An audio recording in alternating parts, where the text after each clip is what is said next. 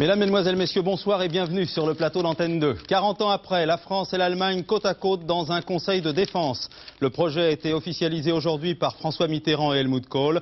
En toile de fond, sécurité, défense et armement.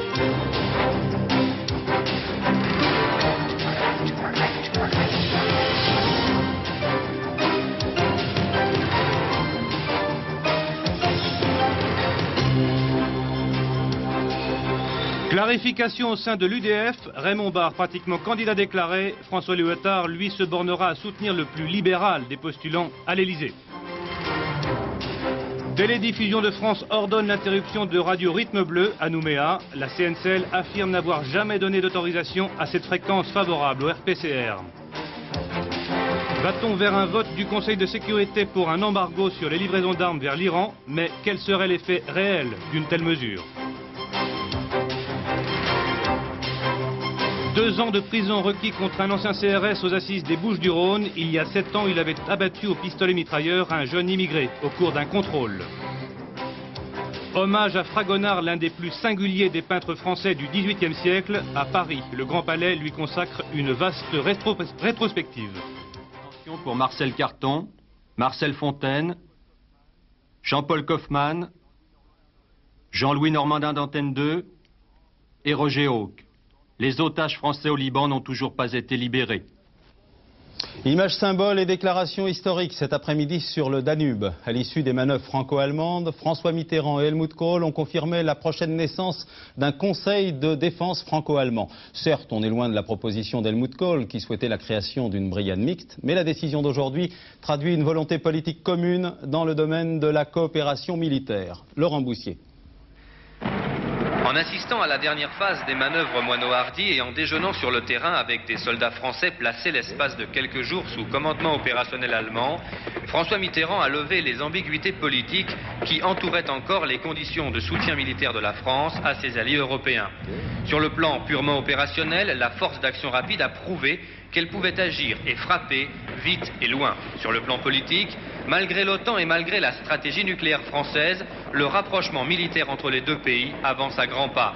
La poignée de main Mitterrand-Kohl sur le Danube a valeur de symbole et le président de la République a évoqué pour la première fois la possibilité d'un conseil de défense franco-allemand qui pourrait être l'embryon d'une défense européenne.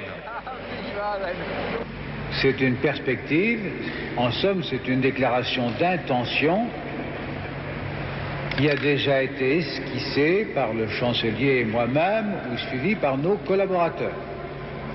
Déjà certains autres pays, je pense à l'Espagne, on me disait l'Italie, pourquoi pas d'autres, mais s'il s'agit de l'intention et d'un commencement de discussion, lequel a déjà eu lieu et continue d'être en train, je ne démentirai pas votre information.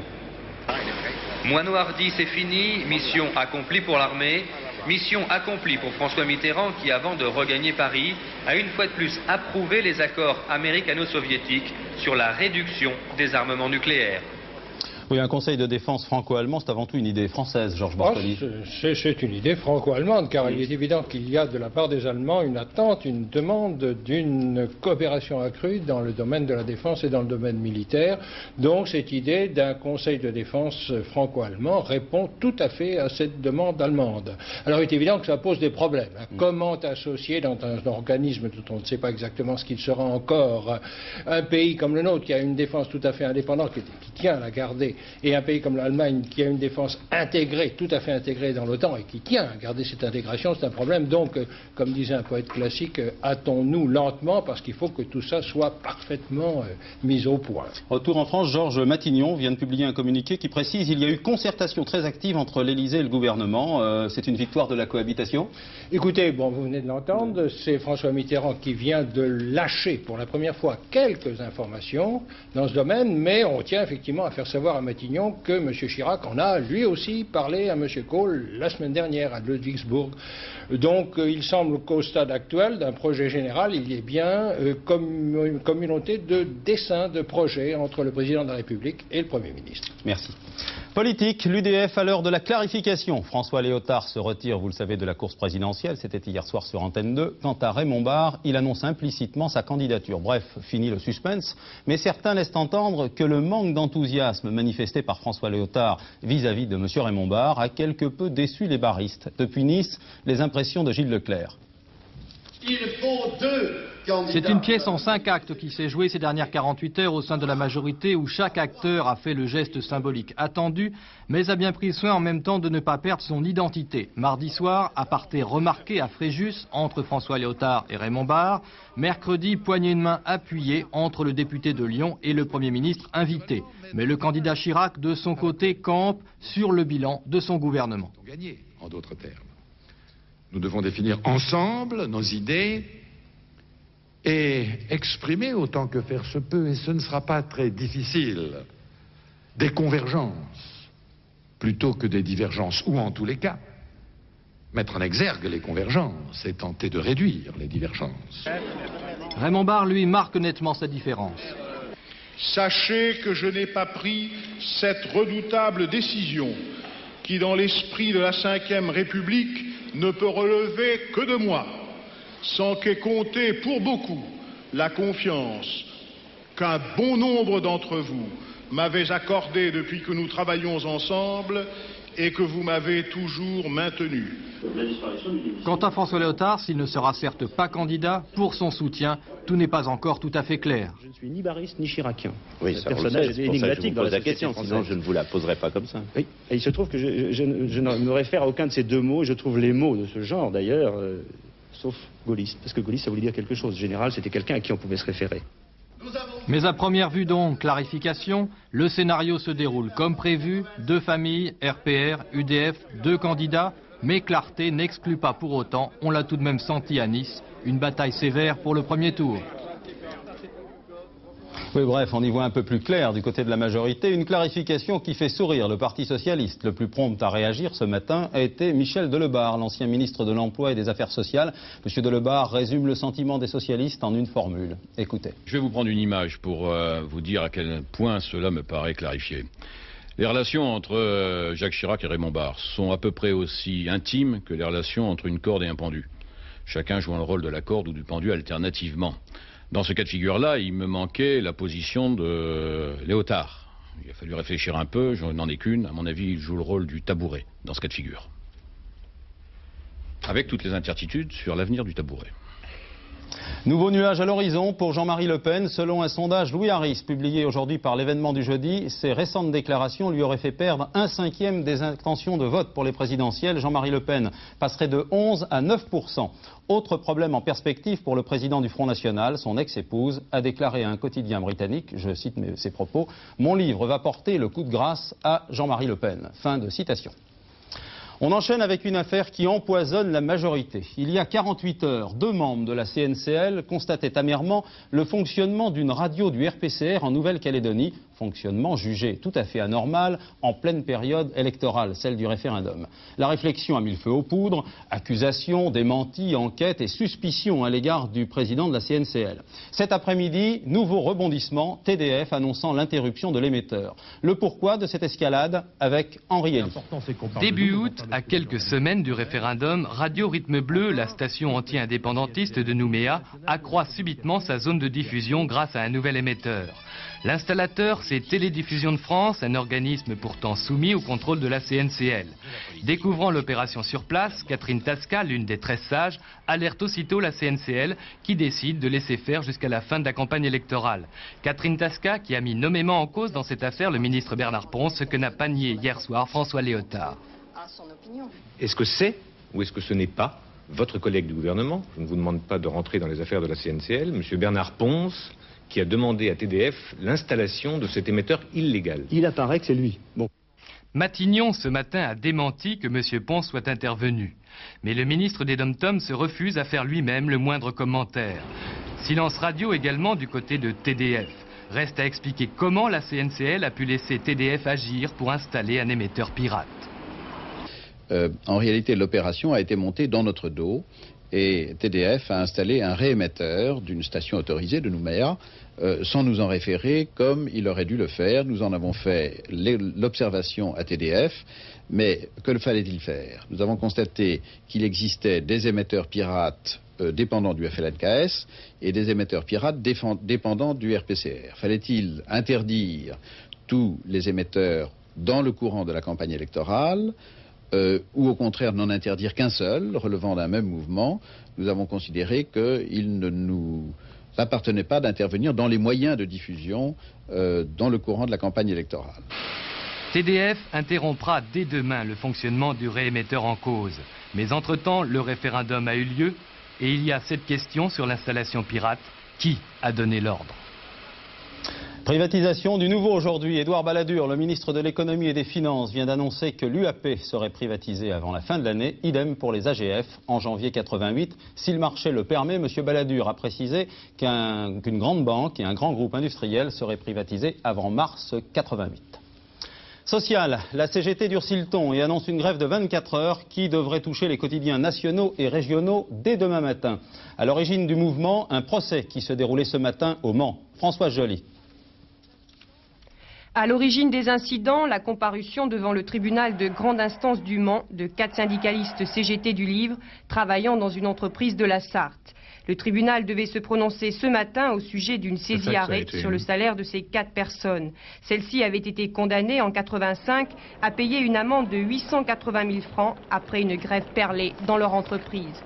Les ouvriers sont arrivés dans l'enceinte du tribunal accompagnés de militants de la CGT venus protester contre ce qu'ils considèrent être de la répression syndicale. C'est au moment où le procureur de la République a demandé l'évacuation du palais que les incidents ont éclaté, faisant 5 blessés, dont 2 parmi les forces de l'ordre. La CGT du Livre appelle dès ce soir à un mouvement de grève nationale dans les entreprises de presse. Les kiosques à journaux risquent donc d'être vides demain matin. Oui, réaction du président du syndicat de la presse parisienne, M. Miot, une réaction qui vient de me parvenir. Une fois de plus, la presse parisienne ne pourra assurer sa mission qui est d'informer, dit M. Miot. Il est regrettable de le constater en cette période où une information pluraliste est plus que jamais nécessaire. Fin de citation. Conflit Iran-Irak. D'un côté le Golfe, on a appris aujourd'hui qu'un navire panaméen avait sombré, victime d'une mine. De l'autre, un débat qui se poursuit à New York entre les membres du Conseil de sécurité. Le chef de la diplomatie soviétique, Edouard Shevardnadze, a demandé aux Occidentaux de faire preuve de sang-froid et de ne pas envenimer la situation. La France, la Grande-Bretagne et les États-Unis plaident quant à eux pour l'adoption d'une politique de fermeté à l'égard de Téhéran. Comment sanctionner l'Iran? C'est la grande question. Les Britanniques ont frappé très fort dès hier soir. Alain Cancès. Le bureau d'achat de matériel militaire iranien, qui depuis des années fonctionnait en plein cœur de Londres et dont les Britanniques ont annoncé hier la fermeture, était un élément important dans le dispositif militaire iranien. Les experts estiment qu'au cours de ces dernières années, 70% de l'approvisionnement en armes de l'Iran a été effectué à partir de ce bureau, au chiffre d'affaires annuel évalué à 40 milliards de francs. Le choix de Londres s'explique aisément. Londres est une place financière importante, les banques du monde entier y ont des succursales, les transferts d'argent y sont faciles et discrets. L'activité du bureau était double. D'une part, un commerce que l'on peut qualifier de normal, l'achat de matériel militaire auprès de firmes dépendant de pays qui autorisent légalement la vente de matériel militaire à l'Iran. Mais aussi et surtout, l'achat de matériel militaire qui, normalement, n'aurait jamais dû parvenir en Iran. Il fallait pour cela beaucoup d'argent et beaucoup de complicité. On a beaucoup dit à Londres que ce bureau avait joué un rôle important au moment de l'affaire de l'Iran Gate, la livraison par les États-Unis de matériel militaire à l'Iran. Il y a longtemps par ailleurs que les Iraniens s'attendaient à la fermeture de leur bureau londonien. Les très nombreux et très discrets observateurs qui surveillent son activité ont noté depuis le mois d'août dernier le déménagement de nombreux dossiers. La fermeture de leur bureau londonien gênera sans doute quelque peu les Iraniens, l'endroit était pratique. Mais il y a longtemps qu'ils ont prévu des bases de repli en Suisse, en Allemagne fédérale ou ailleurs. La décision du gouvernement britannique est donc plus symbolique qu'efficace. Paradoxalement, du moins à en croire la presse londonienne, parmi ceux qui regrettent la fermeture du bureau iranien d'achat de matériel militaire, se trouvent les services secrets britanniques. Depuis des années, leurs agents surveillent de très près les activités de ce bureau, ce qui leur permettait d'être tenus au courant des mouvements d'armes vers l'Iran et éventuellement de l'activité illégale de certaines firmes britanniques agissant en dehors de la politique officielle d'embargo. Avec l'exil forcé des Iraniens, ce travail va devenir beaucoup plus difficile. Et oui, et en dehors de cette mesure concrète, on s'interroge de plus en plus sur l'efficacité d'un embargo à l'encontre des Iraniens. Certains font remarquer que l'Iran ne sera jamais véritablement pris au dépourvu, car c'est un pays qui paye cash sur des comptes suisses. Patricia Coste. L'Iran, 7 ans de guerre, 1000 km de front, plusieurs centaines de milliers d'hommes à équiper, nourrir, transporter. Or, l'Iran n'a jamais manqué d'armes. Mieux, ce pays est considéré par les marchands de canons comme un pays fiable qui paye cash en dollars, 4 à 5 fois le prix en cours sur le marché libre. Les principaux fournisseurs connus de l'Iran sont la Chine, la Corée du Nord, la Syrie et la Libye. Or, en cas de sanctions votées par l'ONU, quels sont parmi ces pays ceux qui suspendront leur livraison? Peu, vraisemblablement. On sait qu'Israël et les USA, grâce aux révélations d'Irangate, ont alimenté récemment les Iraniens. Ces deux pays pourraient respecter l'embargo s'il est voté. Mais il restera tout le marché clandestin qu'alimentent la plupart des pays du monde. Difficile de surveiller, par exemple, ceux qui ont des frontières communes avec l'Iran, l'URSS, la Turquie, le Pakistan, l'Afghanistan et même l'Irak, qui, dit-on, revendrait du matériel à l'Iran. En Europe, des scandales l'ont révélé, livraison de canons pour l'Autriche, d'explosifs pour les Italiens, d'aciers spéciaux et de tubes de canon pour les Espagnols. En France, la société Lucher aurait livré des obus de 105. Plus récemment, des systèmes de visée, fabriqués sous licence française, auraient été livrés à l'Iran. L'Amérique du Sud n'est pas absente de ce gigantesque marché. Brésil, Chili, Argentine livrent des armes. En Asie, le Vietnam et la Corée du Sud. Enfin, l'Iran, après 7 ans de guerre, a appris à fabriquer lui-même des armes légères, des mortiers, des obus et même des missiles comme les Okab, inspirés de modèles étrangers. Et puis quelques-unes des fameuses vedettes rapides, un petit sous-marin et leur premier char. Mais en cas d'embargo total, ce qui est loin d'être acquis, il sera pratiquement impossible à l'Iran d'obtenir des systèmes sophistiqués, de guidage par exemple, qui rendent opérationnelles les armes qu'ils achètent ou fabriquent. Des systèmes du type de ceux qui ont permis aux Iraniens, lors de leur dernière grande offensive, d'abattre plus de 50 avions irakiens. Un armement aussi fiable risque alors, en cas d'embargo total, de faire davantage défaut aux Iraniens. Pour le matériel plus conventionnel, les marchands d'armes y pourvoiront, comme par le passé. Un détail cependant, les prix risquent de monter. Regain de tension au Liban. Un jésuite français, le père André-Marie Mas, directeur du centre universitaire de Saïda, a été assassiné ce matin dans son bureau. Pour l'instant, l'assassinat n'a pas été revendiqué. À Beyrouth, correspondance de l'AFP. 9h30 ce matin à Bramier, un village à la périphérie de Saïda, le fief sunnite du sud Liban. Le père André Mas, un jésuite français de 47 ans, vaque à ses occupations dans son bureau du centre universitaire Saint-Joseph, dont il est le directeur.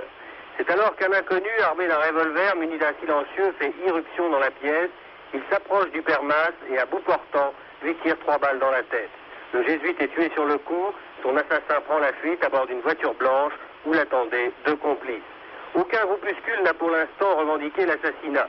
Cependant, on peut se demander si c'est le ressortissant français qui a voulu abattre le tueur, ou plutôt le chrétien.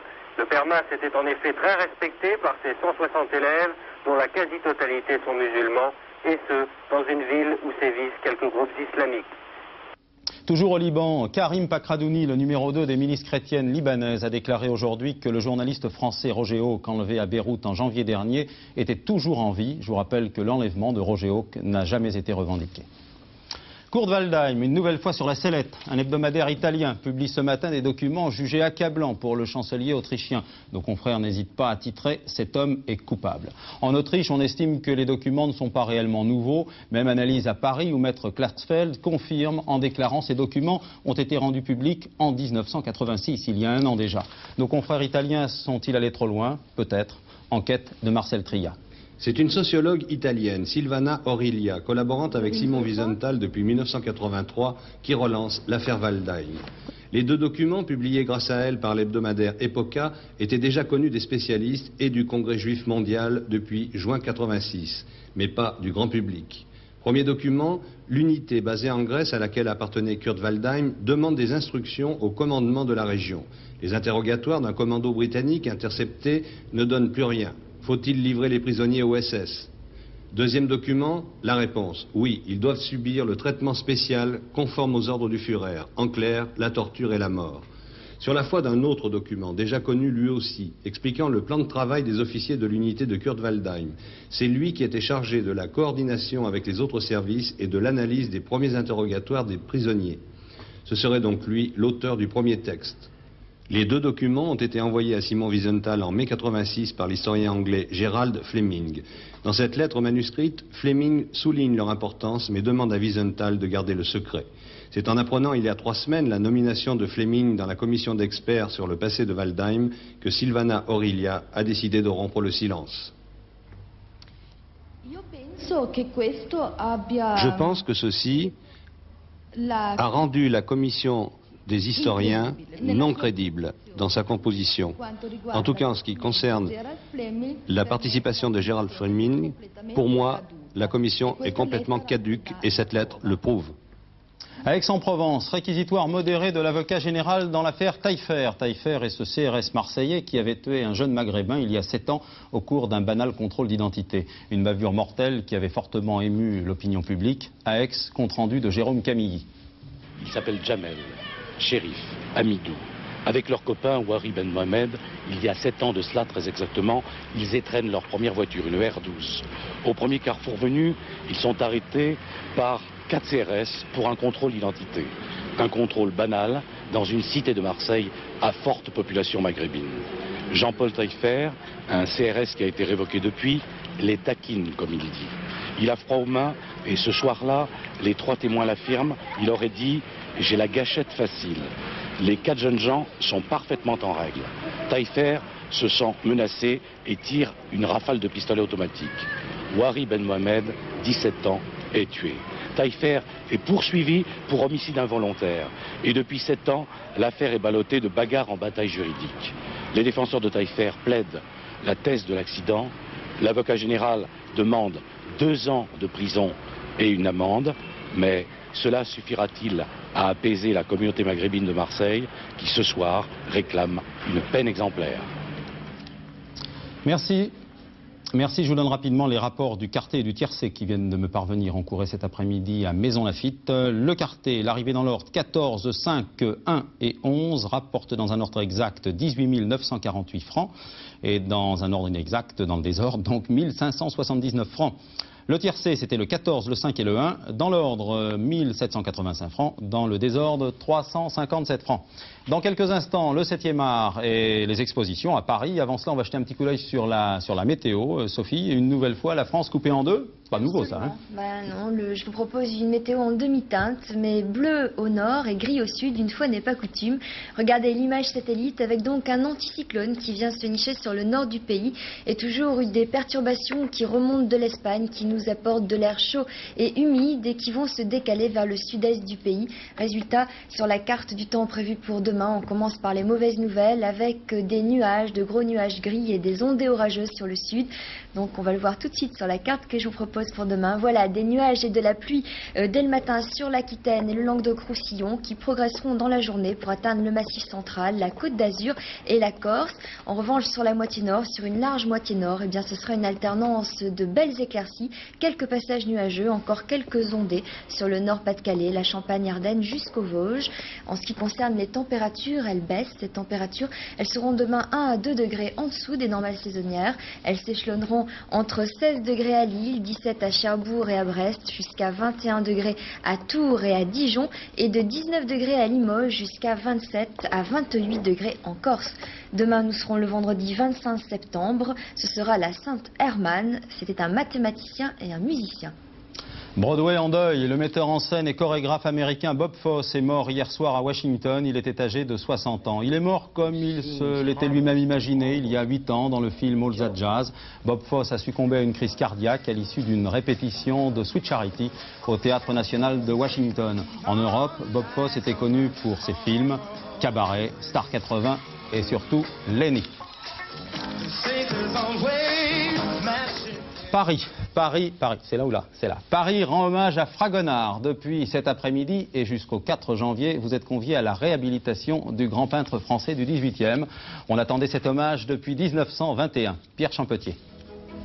Connaissez-vous le vrai visage de Fragonard? On sait qu'il s'appliqua à de grandes machines, qu'il se dissipa dans le frivole ou le polisson, qu'il ordonna des fêtes ravissantes. Mais on ignore que ce bon vivant était surtout gâte-sauce et qu'il fut l'immortel inventeur de ce qu'un critique a nommé le tartouillis.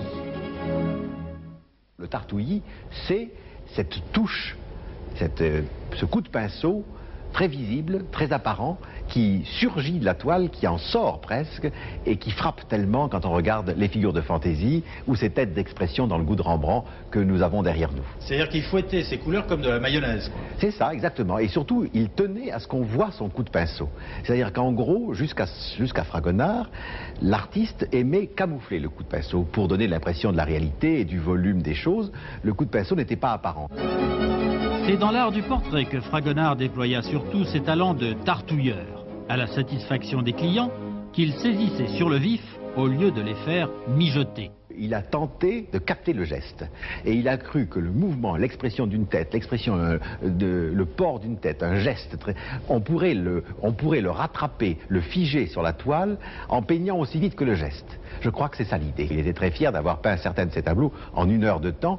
L'inscription est figurée au verso de 2 des figures de fantaisie du Louvre. Est-ce que le tartouillis, c'est une cuisine qui a fait école? Ah oui, absolument. C'est une attitude très moderne qui, bien sûr, avec l'impressionnisme, se développera encore bien plus. C'est presque déjà l'action painting. Fragonard, c'est encore de la cuisine nouvelle.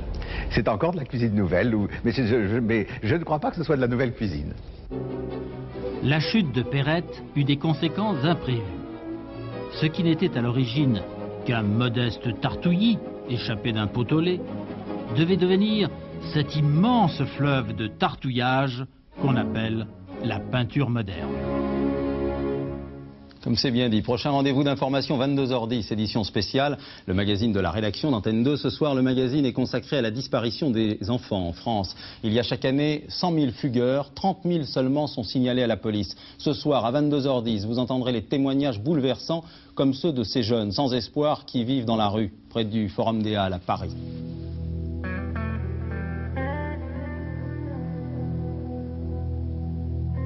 Ce qui est dur, c'est quand tu te retrouves dans un coin, tu vas dans une rue déserte où tu chiales comme un malade pour savoir si tu vas bouffer. La galère, c'est être dans la rue, être mal, faire ce qu'on veut, pas faire ce qu'on veut, mais... Tout seul, on ne sait pas quoi faire, on est déprimé et on se sent seul, on a envie de pleurer ou même des fois il y en a qui ont envie de se suicider carrément. Tu te vois dans 10 ans? Ah non, 10 ans, non. Je crois que je serai mort avant.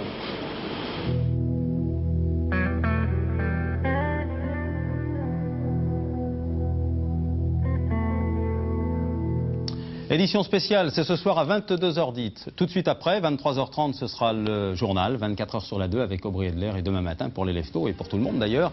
Télématin à partir de 6h45. Excellente soirée sur Antenne 2. À demain, 20h. Bonsoir.